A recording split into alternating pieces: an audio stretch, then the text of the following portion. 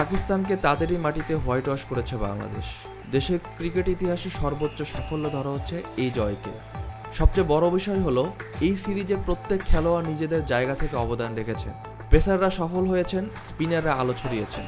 অন্যদিকে বিপর্যয়ের সময় জুটি বেঁধে দাঁড়িয়ে গেছেন ব্যাটাররা।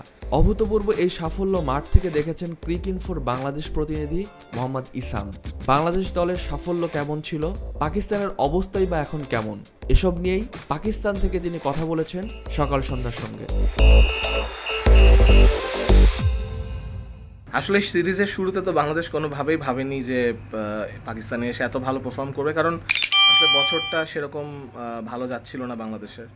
টি-20 বিশ্বকাপে একটা খুব বাজে একটা এক্সিট ছিল বাংলাদেশে। তো ওখান থেকে পাকিস্তানে আসা এটা একটা এক্সট্রাঅর্ডিনারি সময়, এবং আমার মনে হয় প্লেয়াররা এটা বিশাল একটা অ্যাচিভমেন্ট করেছে দেশের জন্য, এবং ওদের এনজয়মেন্ট দেখেই বোঝা যাচ্ছিল যে ওদের জন্য এটা কীরকম মিনিং হোল্ড করে।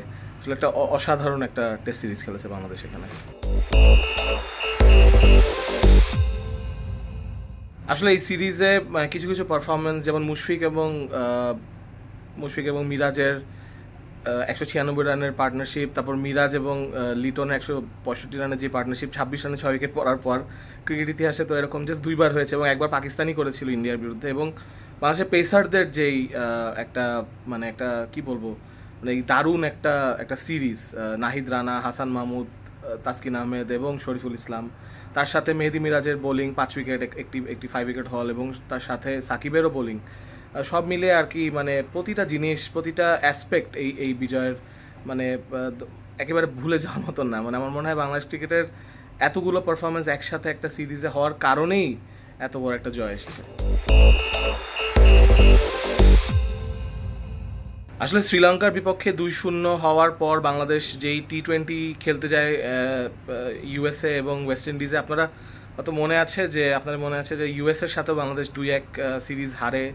বিশ্বকাপের শেষ খেলা আফগানিস্তানের সাথে তারা চেসও করেনি ওই টোটালটা, যেটা সেমিফাইনাল নিতে পারতো। তো অনেক একটা খারাপ সময়ের মধ্যে দিয়ে এসে কিন্তু আমার মনে হয় দেশের এত বড় একটা চেঞ্জ যেটা হয়েছে অগাস্টের 5 তারিখে, এবং আমাদের ছাত্ররা যে এত বড় স্যাক্রিফাইস করেছে, আমার মনে হয় এইটা ওদেরকে খুব মোটিভেট করেছে বাংলাদেশ দলকে, এবং এই বিষয়টাই আমার মনে হয় দিন শেষে উঠে আসবে। তার অবশ্যই ট্রাই করেছে অনেক, কিন্তু দেশে এত বড় একটা চেঞ্জ আসা এবং এত বড় একটা ঘটনা ঘটা এবং এত ভালো একটা ঘটনা ঘটা, আমার মনে হয় এই জিনিসটা তাদেরকে খুব ইন্সপায়ার করেছে।